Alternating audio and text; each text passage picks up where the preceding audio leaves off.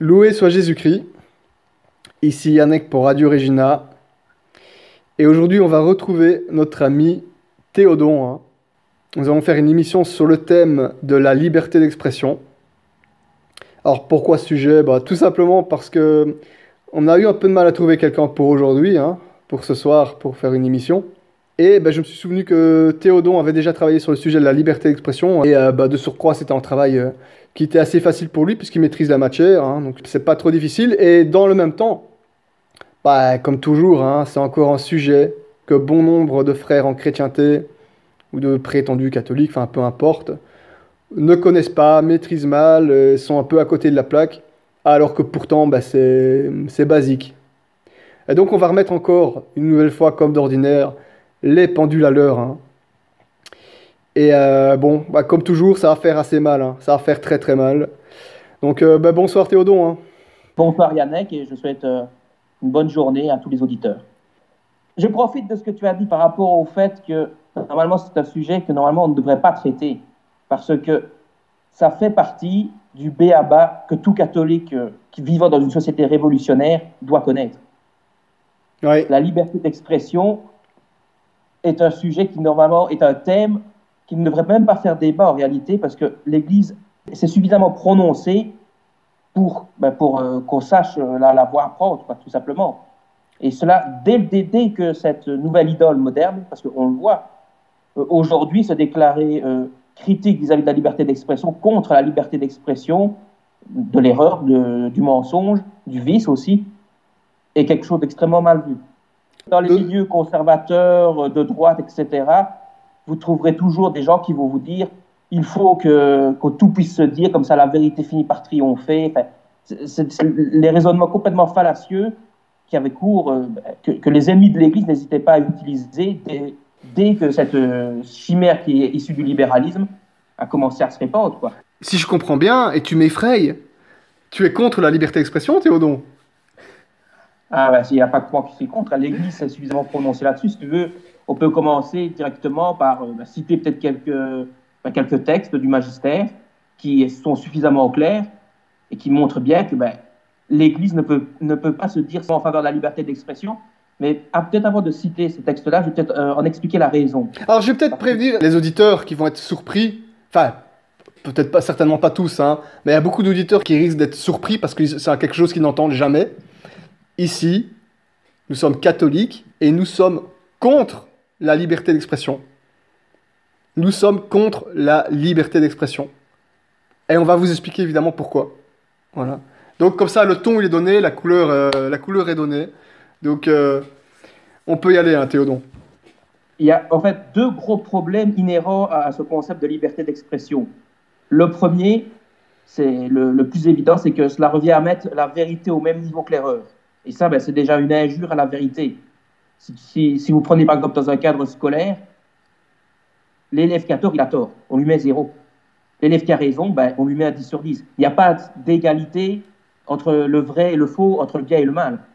Lorsque l'on considère que chacun a le droit d'exprimer son opinion, d'exprimer des erreurs ou des mensonges et de les diffuser, eh bien, on leur donne un droit qu'ils n'ont pas en réalité parce que ces gens-là, ils n'ont pas le droit de commettre un péché qui est le fait de mentir, de répandre du vice.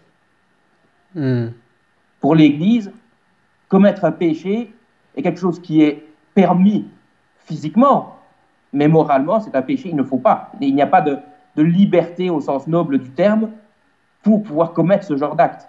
Et donc, lorsque l'on considère que toutes les opinions se valent, toutes les opinions en tout cas peuvent être diffusées librement, eh bien, on met la vérité au même niveau que l'erreur. Donc, il y a un égalitarisme, l'idéologie, ça c'est le côté égalité de la révolution qui se manifeste à plein ici, c'est-à-dire que n'importe qui peut s'exprimer sur n'importe quoi et dire n'importe quoi.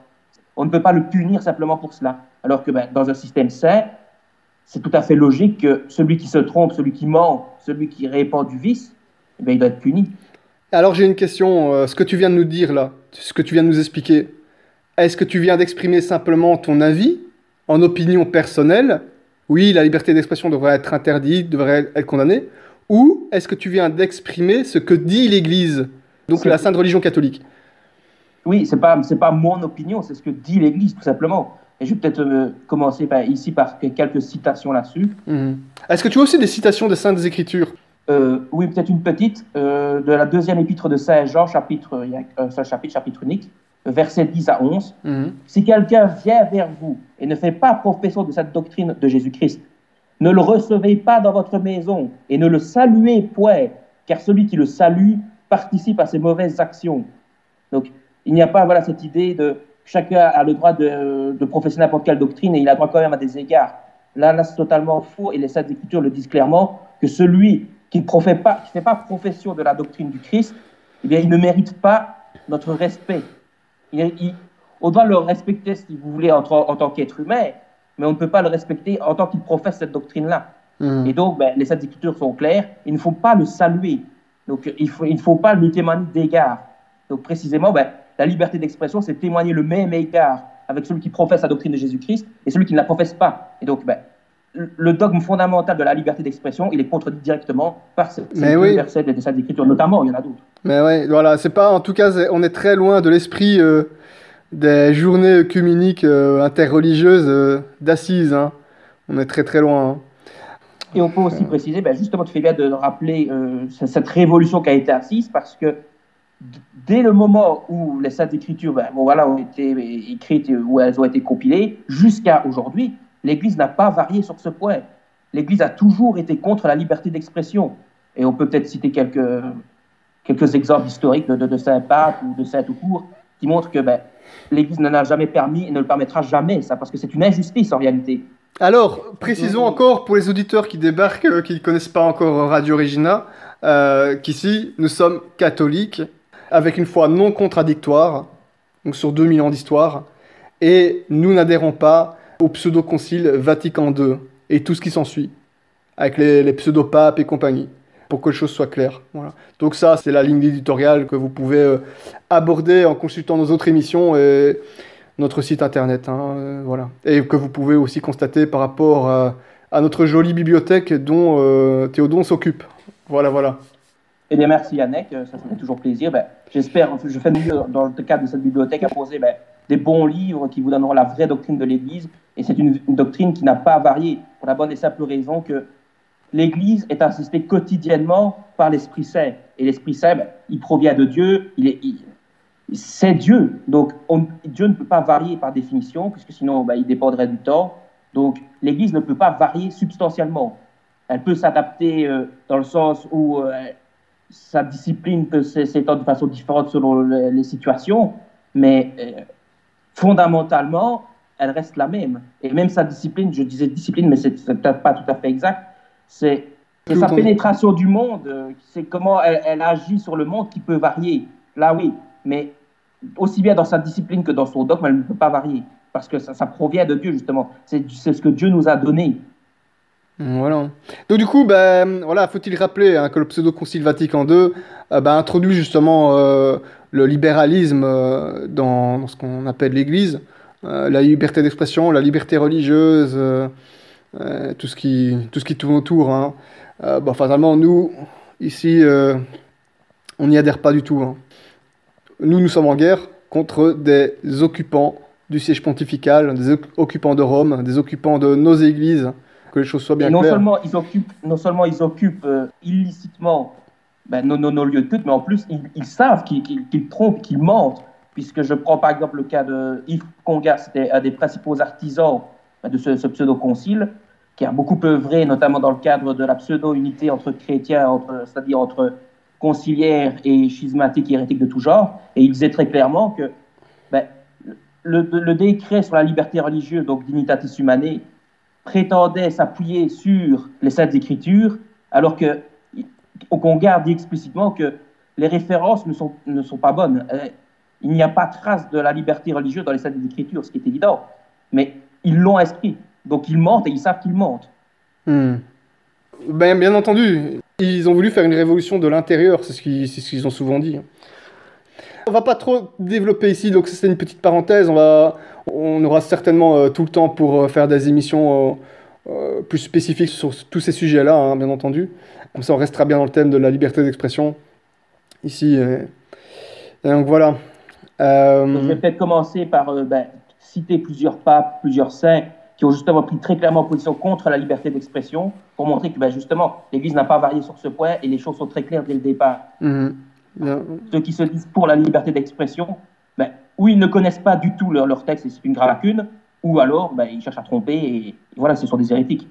Alors, le problème, c'est que beaucoup de prétendus catholiques, voire de vraiment catholiques, on peut aussi aborder le monde traditionnaliste, etc. Beaucoup soutiennent la liberté d'expression, se réclament de la liberté d'expression. Pourtant, c'est quelque chose de basique. Alors, ce qui est très étonnant, donc juste avant, dernière petite parenthèse, moi, je suis arrivé converti à la religion catholique, et donc j'ai d'abord fréquenté un peu les paroisses modernistes, puis j'ai commencé à m'intéresser à la tradition. Moi, directement, quand j'ai commencé à fréquenter des gens dans la tradition, directement, donc j'ai commencé à parler un peu politique. À un moment donné, je sais plus sur quel sujet, mais j'abordais la question de la liberté d'expression. Et une personne qui m'écoutait, et qui n'était pas du tout ce qu'il y avait de plus radical, intégriste, on va dire, dans la chapelle, hein. Tu vois ce que je veux dire? Me rétorque que la liberté d'expression, il est contre. Non, on est contre, il me fait.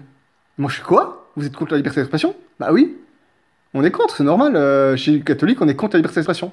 C'est l'un des premiers trucs qu'on m'a enseigné. C'est une des premières choses qu'on m'a appris au niveau politique, etc. C'est la liberté d'expression, on est contre. On est catholique, on est contre. Et tu vois des mouvements prétendument catholiques, traditionnalistes, etc., qui s'en revendiquent et parlent de la défendre pour les catholiques et autres. Enfin bon, bref. Voilà, que tout le monde y a droit, y compris les catholiques. Mais c'est quoi ça? Qu'est-ce qu'on en a à cirer? On utilise les armes de l'ennemi, on utilise les armes du diable pour défendre le catholicisme, mais c'est une blague ou quoi? Parce que lui-même, le diable, est-ce qu'il est vraiment pour la liberté d'expression?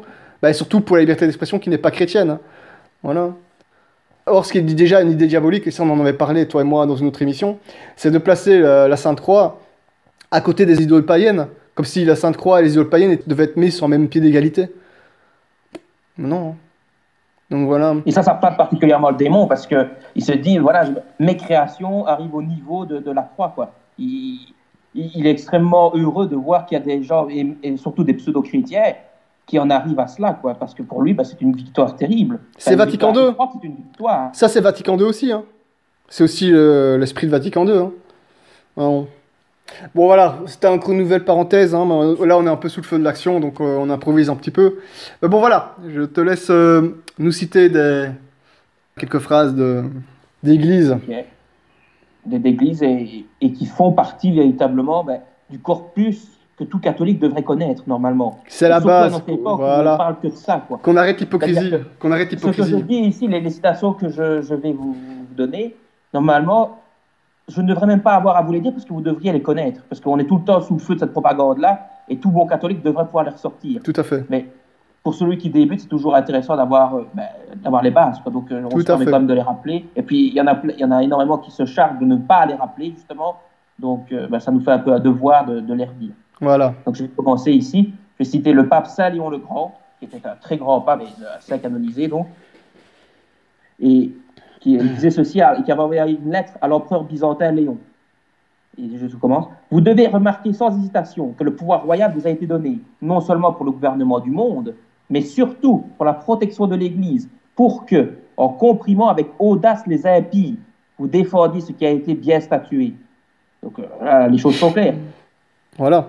Non seulement il faut que, le chef d'État pourvoie au bien commun, pourvoie la société politique qu'il dirige, mais il faut aussi qu'il protège l'Église, qu'il favorise le règne du Christ roi, et ça passe notamment par comprimer avec audace les impies, comme disait Saint Léon le Grand. Magnifique, donc, magnifique.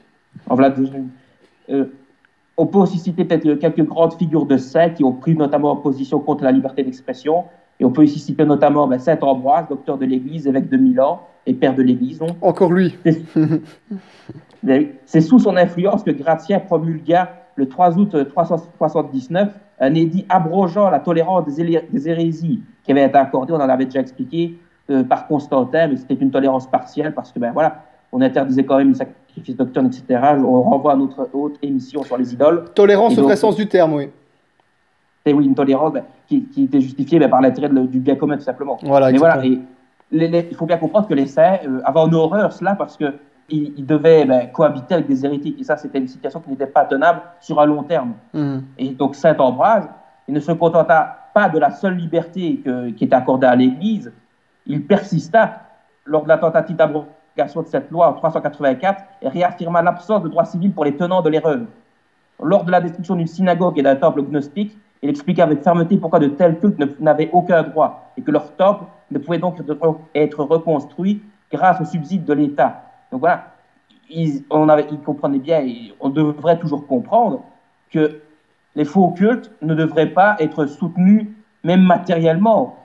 On ne devrait pas se dire, parce que on le voit notamment aujourd'hui en Orient, où voilà, il y a par exemple des communautés qui n'ont rien de chrétien, je pense par exemple aux Yézidis, et vous trouverez énormément de catholiques ou pseudo-catholiques qui vont les soutenir parce qu'ils sont persécutés. Et que donc oui, c'est scandaleux, c'est une honte. Alors, c'est sûr qu'on ne peut pas souhaiter, qu'une fausse religion s'implante, mais on ne peut pas non plus soutenir le droit de ces égarés à poursuivre leur égarement. Oui, donc, et d'autant plus solidaire de gens qui ne sont pas catholiques, qui sont hérétiques, schismatiques, etc. Ce n'est pas possible. Alors, d'autant plus, et là je vais peut-être choquer certaines personnes, mais voilà, c'est comme ça. Historiquement, les chrétiens n'ont jamais été très amis avec les Yézidis. Hein. On avait écrit un petit article là-dessus d'ailleurs une fois. Donc voilà, dans tous les cas, le problème aussi, c'est qu'on est actuellement, beaucoup de gens sont focalisés uniquement sur l'islam, sur le mahométisme, qui sait se faire remarquer, hein, et faire pas mal d'attentats, etc. Le problème, c'est que, non, nous, on attaque le mahométisme comme on attaque toute n'importe quelle fausse religion. Simplement. Il y a plusieurs erreurs, il n'y a qu'une seule vérité. C'est tout. Il n'y a pas d'acceptation pour les fausses religions, quelles qu'elles soient. Simplement. Donc, yézidi ou mahométan, nous, c'est pareil. Hein. Donc, voilà. Et donc, je continue. C'était peut-être encore un autre saint, donc Saint Grégoire de Nazianze, évêque et docteur de l'Église, qui a participé à l'édit de Théodose, donc jusqu'au 10 janvier 381, qui interdit toute réunion religieuse dans l'enceinte des villes. Il avait mis en garde l'empereur. C'est une grande chose de réprimer le meurtre, de punir l'adultère, de châtier le vol. Mais c'en est une bien plus grande encore, de porter des lois favorables à la religion et de répandre la sainte religion. Donc là, voilà, là aussi on a l'obligation, le chef d'État a l'obligation de réprimer les faux cultes et d'œuvrer pour le triomphe du Christ roi. Ça aussi, on a tendance à l'oublier. On a tendance à avoir une vue naturaliste des choses en se disant, tant qu'il pourvoit au bien commun naturel, si on veut, tout va bien. Non, il y a aussi favoriser l'action de l'Église, tout simplement, parce que l'Église, elle est une société divine, et en tant que société divine, elle commande une société temporelle, tout simplement. Brisons les idoles païennes, voilà. Voilà. Exactement. C'était un petit clin d'œil à l'émission numéro 14, je crois. Saint Isidore de Séville, donc, qui était aussi un grand saint donc, du 6e et du 7e siècle, indiquait quant à lui que les puissants du siècle sont tenus par le lien de la foi à prêcher la foi du Christ par leur loi. Donc voilà, c'est quelque chose de nécessaire. Dans une société saine, dans une société chrétienne, il faut qu'il y ait des lois qui favorisent la sainte religion et qui cherchent à œuvrer, à agir contre les faux cultes. Voilà, simplement normal, hein, société chrétienne. Et ça a été appliqué notamment par Saint Louis, qui est le modèle du roi chrétien, et qui enseignait à son fils Philippe de faire chasser les hérétiques de sa terre et de châtier toute chose qui se fait et qui se dit contre Dieu ou Notre-Dame. Et il contraignit par un traité en 1229, Raymond VI, comte de Toulouse, à soumettre les hérétiques à l'exil ou à des peines financières. C'est tout, voilà. Donc, droit de l'homme, on ne connaît pas ici, hein. C'est comme ça. Hein. C'est ça l'État catholique. C'est ça. Hein. Faut arrêter de... C'est pas... Enfin bon. Ok. On peut toujours continuer. Donc Saint Casimir, là on est au XVe siècle, demanda au roi de Pologne, son père, d'interdire aux schismatiques de bâtir de nouvelles églises. Encore un autre exemple. Et au XVIe siècle, Saint François de Sales, évêque de Genève, demanda avec insistance au duc Charles-Emmanuel l'éloignement des protestants de toute charge publique. Et encore un siècle plus tard, Saint Alphonse de Ligorie conjurait tous les princes catholiques de ne pas hésiter à bannir de leur royaume tout prédicateur d'impiété, ni à saisir aux frontières les ouvrages infectés de mauvaises doctrines. C'est leur impérieux devoir. Et là aussi, on voit que la pratique de l'Église correspond aussi, parce qu'elle a mis en place un index de livres prohibés. Et justement, les conciliaires ont été, une de leurs premières mesures en 1966, a été de le supprimer, enfin de prétendre le supprimer. Parce que ben voilà, ça allait totalement à l'encontre de leur nouvelle idéologie. Ouais. Il y a un index de livres prohibés. Il y a des livres qu'un chrétien ne devrait pas avoir parce qu'ils sont intrinsèquement infâmes. C'est atteinte à la foi ou aux mœurs. C'est ça. Donc, ben, ils doivent être détruits. C'est ça. Et un index qui est toujours d'actualité, bien entendu, hein, et qui le restera. Et à part des futures mises à jour quand on retrouvera, quand Rome sera reprise par les catholiques. Hein. Donc cet index, malheureusement, il n'est pas toujours respecté parmi les catholiques. Et loin de là. Donc c'est aussi un grave problème. Hein. Quand je dis les catholiques, je parle bien entendu des vrais catholiques. Hein, parce que bon, enfin, on s'est compris. Ok. Et donc, il y a non seulement l'index pour les livres, mais il y avait aussi des associations qui œuvraient notamment pour purifier les films de toute morale intrinsèquement infâme ou de toute erreur qui serait promulguée. Aux États-Unis, vous aviez la National Legion of Decency qui avait mis en place ce qu'on a appelé le code ACE, qui imposait des règles strictes à l'égard des films. Si ces films ne respectaient pas ce code-là, eh bien, ils étaient interdits tout simplement. Et c'était des catholiques intègres qui avaient mis en place ce code, cette législation particulière. Génial. Hein, et en France, on avait auparavant la centrale catholique du cinéma. C'était l'équivalent français. Ça a été supprimé, tombé en désuétude dans les années 60. Et qu'est-ce qui s'est passé juste après? La révolution sexuelle. Voilà, on lâche la bride, tout de suite, c'est les catastrophes qui arrivent, forcément. Ouais, c'est ça. C'est ça. Et donc, j'avais cité auparavant de nombreux saints qui s'étaient opposés à la liberté d'expression. Et il faut savoir que cette doctrine-là, elle a pris véritablement corps lors de la Révolution française. C'est véritablement là que ces idées-là vont commencer à se répandre partout. Une révolution anti-chrétienne, hein, rappelons-le. Hein. Anti-chrétienne. C'est la base. Hein. Et il faut savoir aussi que l'Église, et notamment par la voix du pape Pie VI, qui était le pape de l'époque, avait pris très clairement position contre la liberté d'expression, et ce, dès le tout début. Et là, je peux peut-être citer ici un texte qui date de mars 1790, donc véritablement quelques mois après le début de la Révolution.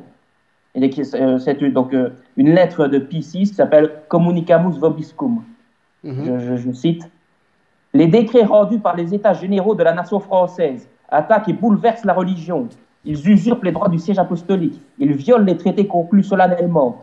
Et parce que ces sortes de mots prennent leur source dans les fausses doctrines que contenaient des écrits empoisonnés et corrupteurs, circulant de main en main, ça a été pour donner un cours plus libre et plus étendu à la publicité de ces principes contagieux, pour en assurer l'impression qu'un des premiers décrets de cette Assemblée assure à chacun la liberté de penser comme il lui plaît, même en matière religieuse, et de manifester sa pensée en dehors avec impunité, et prononce que tout homme ne peut être lié par d'autres lois que celles qu'il a consenties. Après quoi, la religion elle-même s'est vue réduite en délibération par la question de savoir si le culte catholique doit ou ne doit pas être maintenu comme la religion dominante de l'État. Tous les non-catholiques ont été déclarés aptes à posséder toute espèce de charte municipale, civile ou militaire. De plus, il a été statué de ne plus reconnaître de vœux solennels de religion, permis à tous les membres des communautés religieuses de l'un et de l'autre sexe de sortir de leur maison. Les biens ecclésiastiques ont été mis à la disposition de la nation et les dîmes qui en formaient la plus grande partie supprimées. Instruits de ces nombreux malheurs, pouvons-nous les passer sous silence, sans élever notre voix apostolique contre de sacrilèges décrets qui amènent la religion sur les bords d'un abîme qui nous laisse entrevoir l'interception et presque la rupture des rapports du Saint-Siège avec le Royaume de France. Donc voilà, dès le début, le Saint-Père qualifiait la liberté d'expression d'un malheur qui amènera la religion à la ruine, à l'abîme en l'occurrence. Donc dès le début, l'alerte était donnée. Dès le début, les choses étaient très claires. C'est ça. Et tu as des catholiques aujourd'hui qui s'en revendiquent, mais c'est incroyable. C'est incroyable. Comment c'est possible? Et quelques mois plus tard, il récidivait dans une lettre Priores Litterae Tuae au cardinal de Loménie du 23 février 1791, qui ne voit que la Constitution établie par l'Assemblée nationale, en laissant à l'homme la liberté de penser et d'écrire ce qui lui plaît sur les matières de religion, heurte de front la religion elle-même, que tant d'autres nouveautés qu'elle introduit renversent absolument l'autorité de l'Église et anéantissent tous ses droits. Donc voilà, les choses sont très clairement dites dès le départ. Et on ne peut pas donc souscrire à tout cela. Quand on voit qu'il y a des catholiques qui cherchent à dire que la Révolution française, il faut trier, il y avait une bonne révolution qui était celle de 1789 et la mauvaise qui était celle de Robespierre. Il y a des théories comme ça. Et c'est inacceptable. Là, on n'était pas à l'époque de Robespierre, on était à l'époque de la Convention. Et dès le début, l'Église condamnait tout cela, condamnait la liberté d'expression. Donc il n'y a pas une bonne révolution libérale et une mauvaise révolution socialiste. Il y a deux mauvaises révolutions, libérales et socialistes. Mais c'est deux mots. D'office. Et donc voilà, par la suite, je vais peut-être citer encore une dernière qui est assez connue, de Grégoire XVI. Ça, c'était un peu plus tard, c'était le 15 août 1832, dans son encyclique Mirarivos. Celle-là, elle est assez connue, normalement. Beaucoup de catholiques la connaissent, mais là aussi, elle tombe un peu en désuétude chez certains. Mais oui, chez beaucoup, oui. Ne la connaissent pas. Ouais. Ça, c'est un des gros classiques. Il y a aussi celle de Pie IX, mais pour pas trop m'étendre, je vais pas toutes les dire, parce qu'il y a tellement... Ah, c'est long. On peut passer des heures à toutes les citer. Mais bien sûr, de toute façon, nos auditeurs peuvent se renseigner, bien entendu. Oui. Donc, je cite Grégoire XVI dans son encyclique Mirarivos. De cette source empoisonnée de l'indifférentisme découle cette maxime fausse et absurde, ou plutôt ce délire, qu'on doit procurer et garantir à chacun la liberté de conscience, erreur des plus contagieuses, à laquelle aplanit la voie cette liberté absolue et sans frein des opinions qui, pour la ruine de l'Église et de l'État, va se répandant de toutes parts, et que certains hommes, par un excès d'impudence, ne craignent pas de représenter comme avantageuse à la religion. Hé, quelle mort plus funeste pour les âmes que la liberté de l'erreur, disait saint Augustin. En voyant ôter ainsi aux hommes tout frais capables de les retenir dans les sentiers de la vérité, entraînés qui sont déjà à leur perte par un naturel enclin au mal, c'est en vérité que nous disons qu'il est ouvert, ce puits de l'abîme, d'où Saint Jean vit monter une fumée qui obscurcissait le soleil et des sauterelles sortir pour la dévastation de la terre. De là, en effet, le peu de stabilité des esprits, de là la corruption toujours croissante des jeunes gens, de là dans le peuple le mépris des droits les plus sacrés, des choses et des lois les plus saintes, de là, en un mot, le fléau le plus funeste qui puisse ravager les États, car l'expérience de la peste, l'Antiquité la plus reculée nous l'apprend, pour amener la destruction des États les plus riches, les plus puissants, les plus glorieux, les plus florissants, il n'a fallu que cette liberté sans frein des opinions, cette licence des discours publics, cette ardeur pour les innovations. Voilà, les choses sont... Et aussi, un des grands points qu'il y avait dans ces encycliques de l'époque, c'est que les choses étaient très claires.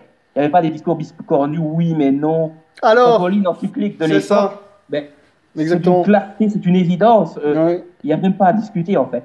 À passer des mois et des mois à essayer d'interpréter un texte pour essayer de dégager un sens orthodoxe. Exactement. Et c'est justement là qu'on en est aussi, parce qu'il y a beaucoup de catholiques, qui soient vraiment catholiques ou pas, peu importe, en tout cas des gens qui fricotent un peu avec les conciliaires ou l'esprit conciliaire, qui vont te dire « oui, mais non ». Quand ça commence par « oui, mais non », c'est déjà mal parti. Voilà, ils vont dire « il y a quand même une bonne liberté d'expression, mais après c'est vrai qu'il ne faut pas trop en faire, mais elle est un peu limitée ». Je suis tout à fait, je corrige, oui, effectivement, je suis tout à fait pour la liberté d'expression, mais de la vérité de l'Église. Pour les autres, il n'y a pas de liberté d'expression. Ah oui, mais non, mais exactement. Mais il y a beaucoup qui vont dire qu'ils sont pour la liberté d'expression dans le sens démocratie libérale, au sens libéral du terme évidemment. Mais à ce moment-là, en fait, il n'y aurait pas grand-chose qui changerait, sauf peut-être qu'il y aurait un peu moins de... Charlie Hebdo aurait juste un tout petit peu moins de liberté, quoi, j'en sais rien. Mais moi, je dis non, Charlie Hebdo, nous, on n'est pas Charlie. On n'est pas droit de l'homiste, on n'est pas... voilà, nous, chez catholiques, le blasphème, l'hérésie, le mensonge, l'erreur sous toutes ses formes, ça n'a pas sa place. Ça n'a pas sa place.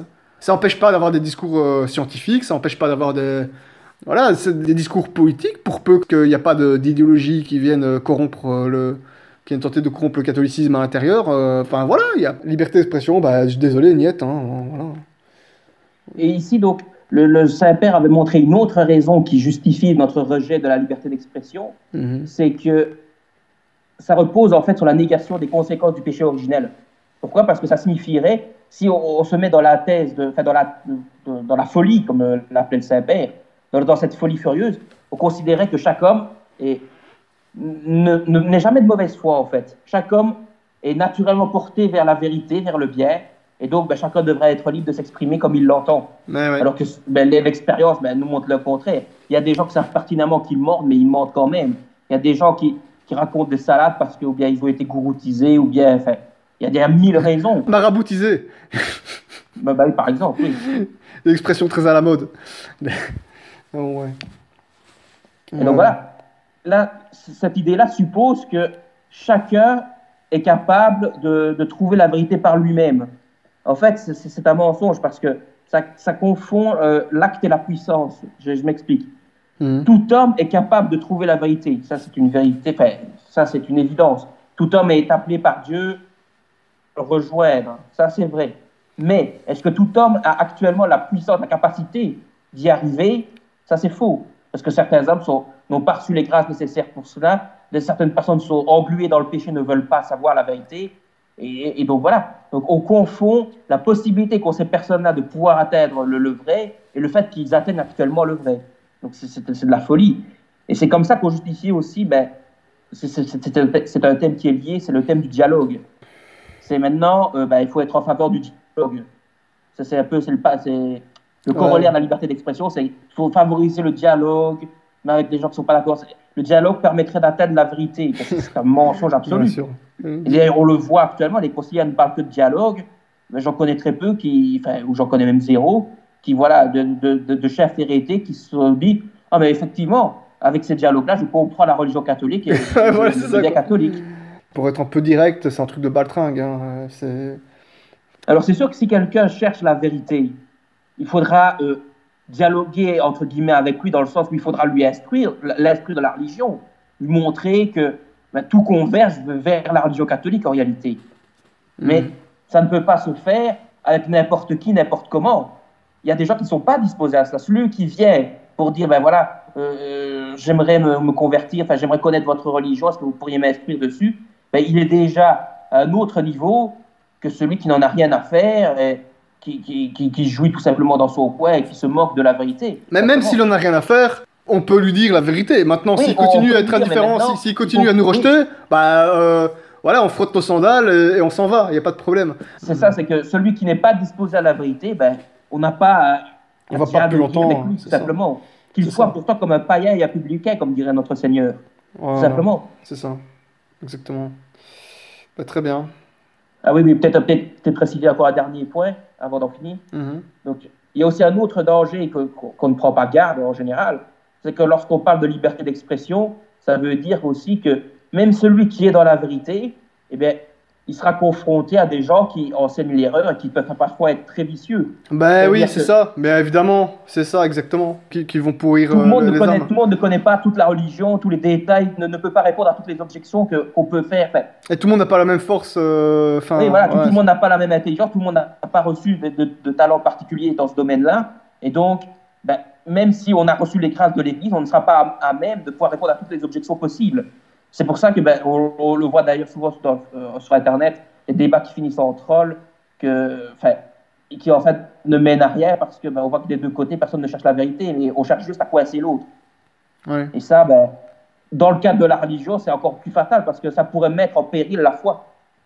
Se mettre systématiquement à dialoguer avec des gens qui ne veulent pas la vérité, mais qui cherchent à nous coincer tout simplement, mais celui qui n'est pas formé, qui n'est pas armé, il risque de chuter. Il se met en tout cas, il se met dans une position où il risque de chuter, il se met en danger. Il y a des âmes beaucoup plus fragiles que d'autres et qui sont dans le bain du mensonge, qui vivent dans une société où le mensonge est roi. Et à côté de ça, tu as des catholiques tièdes qui vont leur dire que oui, on n'est pas des talibans, donc il y a quand même de la liberté d'expression. C'est chaud, hein. Et c'est une des causes de l'apostasie de masse aujourd'hui. C'est pas un hasard. Il y a plein de causes, bien sûr, mais celle-là en fait partie, assurément. C'est que, voilà, que les gens, ils sont confrontés à un tas d'opinions, le mieux sera encore d'en croire aucune. C'est pour ça qu'il y a cette espèce d'indifférentisme qui s'est répandu. C'est que, à force de voir plein d'opinions qui s'affrontent, beaucoup se mettent dans une position où, je sais pas trop, de position un peu, comme on dit, de dilettante, c'est-à-dire qu'ils ne s'engagent pas vraiment. Et d'autres s'engagent pour des bêtises absolues, mais voilà. Donc ça a joué un rôle dans l'apostasie des nations, ça c'est sûr. Et dire que maintenant, il y a des gens qui prétendent que par la liberté d'expression, on reviendrait à une chrétienté, c'est faux. C'est ce qui a contribué à nous détruire, justement, entre guillemets, nous détruire. En tout cas, à nous affaiblir. Non, exactement. Nous, on est une religion dogmatique. Il n'y a pas les concepts libéraux de droit de l'homme, liberté d'expression, liberté d'interprétation... liberté religieuse, enfin j'en sais rien, il y a plein de choses ainsi. Ça n'existe pas chez nous, ça n'existe pas. Voilà. C'est ce que Vatican II a voulu faire évidemment, mais nous, ça ne peut pas fonctionner, ça va complètement en contradiction avec l'enseignement de l'Église, comme on vient de le voir. C'est totalement en contradiction, c'est pas possible, ça ne fonctionne pas de toute façon. La vérité ne peut pas s'accommoder avec une once d'erreur. C'est comme ça. C'est comme ça. Et au paradis, il n'y aura pas de liberté d'expression. Il n'y aura que le vrai. C'est certain. Mais ouais, exactement. Voilà, Ben, un maintenant, je bon crois que petit j'ai fini, rappel, un hein. bon petit rappel en tout cas, merci Théodon, hein. À bas la liberté d'expression, à bas la liberté de la presse, à bas la liberté associative, vive la bonne et la saine censure catholique, comme dans le temps, vive l'index, et voilà, vivement une bonne chrétienté pour remettre les choses dans l'ordre. Très bien, très bien. Il y a du boulot en tout cas, il y a beaucoup de travail, hein. Donc bah, Théodon, bah, très très bonne fin de soirée, hein. À toi aussi, Annette, et je souhaite une bonne nuit à tous les auditeurs. À très bientôt, une autre prière, hein. Salut Théodon. Une autre prière. Salut. Loué soit Jésus-Christ.